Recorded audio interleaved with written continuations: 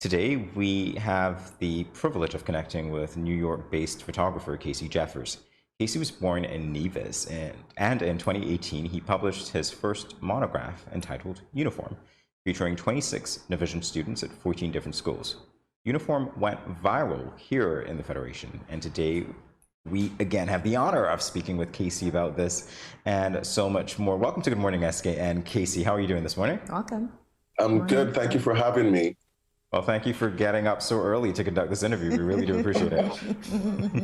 All right, so let's talk. I might fall asleep at any minute. You might fall asleep at any minute. That's fine. Hey, you know Drink what? some coffee. We'll have the images to show you, so this might be one for the photographer himself. We'll turn the tables on you a little bit. All right, so let's talk about uniform. Very interesting concept. What motivated you to pursue it? In 2018, I had returned home and I was in a state of just like thinking about life and thinking about what I was doing as a photographer and the kind of stories that I wanted to tell. So thinking about like my journey and I guess for the first time, like thinking of the wearing of uniforms as something that had like artistic value and that could be a vehicle to tell a story that was universal. You might not have worn a uniform, but you've been like a child or you've been like a student and you've been a youth and you can identify with that period of life regardless of where you're from in the world. So it stemmed from that place of wanting to create something that felt universal and that people like back home could recognize themselves in. It's a very interesting thing to capture. I'm just curious as to whether or not not just in uniform per se, but in the other images that you capture, whether it's always on your mind to have that universality captured, that relatability as such. Is that the case? Yeah, definitely. I think it's the power of photography is really about like, well, part of it is us seeing ourselves and, people seeing themselves or the self that they would like to be and stuff like that. So I think it's definitely very important for me, for sure. Can you elaborate, Kacey, on your experiences when you visit the school and you engage the students? How has that been for you? Yeah, so the process with the book, the book was shot in the images were shot in 2019, and then the book was actually published in 2020.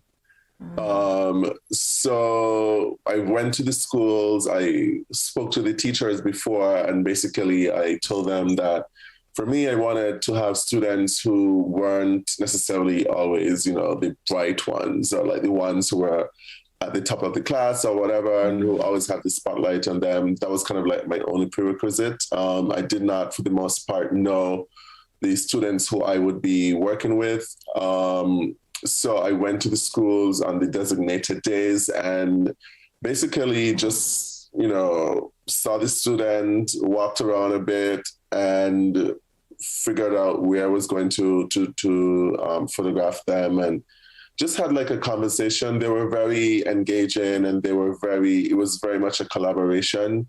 And then through that process, I also interviewed them because in the book there is, with each portrait there is like a text from like each student. And the text component covers different like topics, whether it's like loss, whether it's like, their identity, whether it's like anxieties about like the future. And it really like encapsulates, and what's the word? Encapsulates, I'm like going on. It really like brings together like everything that, one within that age between like 10 and 18 sort of like thinks about and again, like adding to that idea of universal, like a universal theme.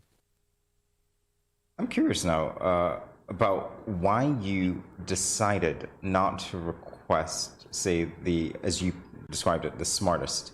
And to me, and this is just what I get from what you've said so far, the fact that you have a little bit of biographical information on these subjects, I think is very good to give them a platform that they probably would not have had if you had not decided to focus on them.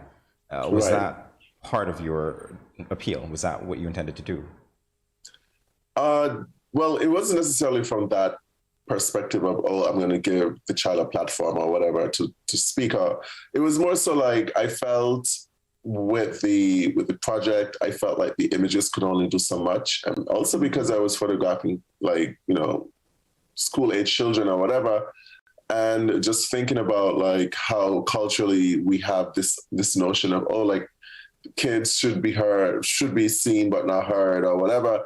So I kind of felt like, you know, if I could add like a text component to it, it would add like a different layer to the project, where you're not just looking at the kids, like you're negotiating with their inner world, you know, so you get a sense of who they are as a person and for that moment in time. And together, like the different stories kind of create like for me, it was more so like looking at my age between 10 and 18 and like the different stories from the different students kind of gave me context to like my own story, and hopefully to the reader who would have been reading the book, and you know that like the text component added like a different like layer for them as well. I'm going to ask, are there any review or comments in particular about uniform that stood out to you or stood out for you? Are you asking me that question, or are you speaking to I'm asking you that. Oh, sorry. That's okay. I thought you were speaking to like the audience. Yeah. Can you repeat it? So are there any reviews or comments in particular about uniform that stood out for you? I mean, like so many. So like this book has been, like I've gotten like a lot of reviews. The first one was my friend Mark Holgate, who is a journalist at Vogue. Like he did the first review of it.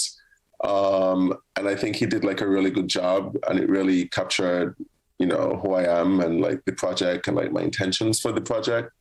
But I think when like Naomi Campbell posted it on her Instagram stories, like maybe 2 years ago or so, I think that was like really, you know, like crazy for me, because it's like Naomi Campbell, like the icon. Naomi Campbell, exactly.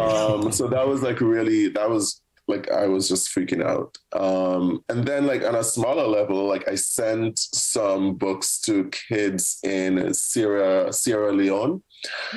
And, you know, they sent me like a picture of them like holding the book there. And for me, that was like probably the best review, you know.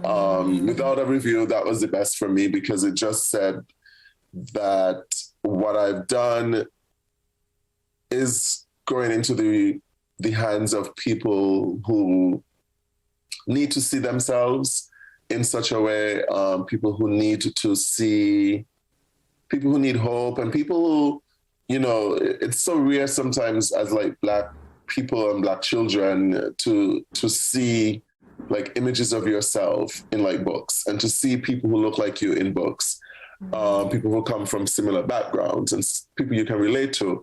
So that for me was like really special. So yeah. Well, in that vein, I can appreciate why you would send the books to Sierra Leone. Was there another reason for you doing so, Kacey? No, like basically I just wanted, like someone I knew works with like a school there, and I just wanted to like send the books because I felt compelled to, and I just thought that, again, the idea of, you know, Black people within the diaspora, whatever, like, you know, that element of connection and connecting to stories that, you know, you like, they've never heard of Nevis before prior to this, I'm sure. But it's like, being able to see yourself in these images as like a young Sierra Leone boy or girl.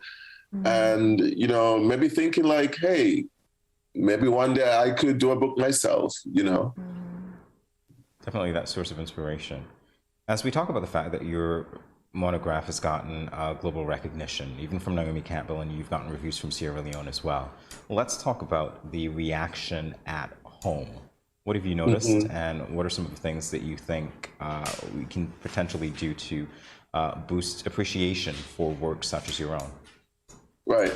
Well, I think in general, within like in the Federation and probably the wider Caribbean, there is like there's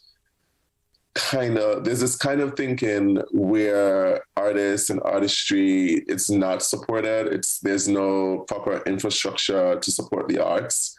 And even with the book, as much as it has been like really popular, like globally, it's like in most major countries, you know, even in like Tokyo and like places like that. And it's just like back home, I think initially people, like some people, not everyone, like I had like a lot of support, but there were like sort of people who might have not, I guess, in some ways able to appreciate it because, you know, for them, it's just like, oh, why do you want to do a book about, you know, people wearing uniforms? Like, why? You know, so they're not in some ways able to see, I guess, the bigger picture of it. And, you know, that's kind of like the unfortunate part, I think, with, you know, us as locals, where we don't support locals. That's the reality. We don't, especially with the arts, we don't support like artists.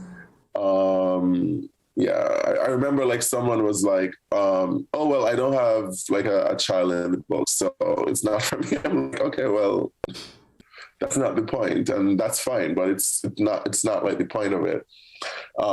So yeah.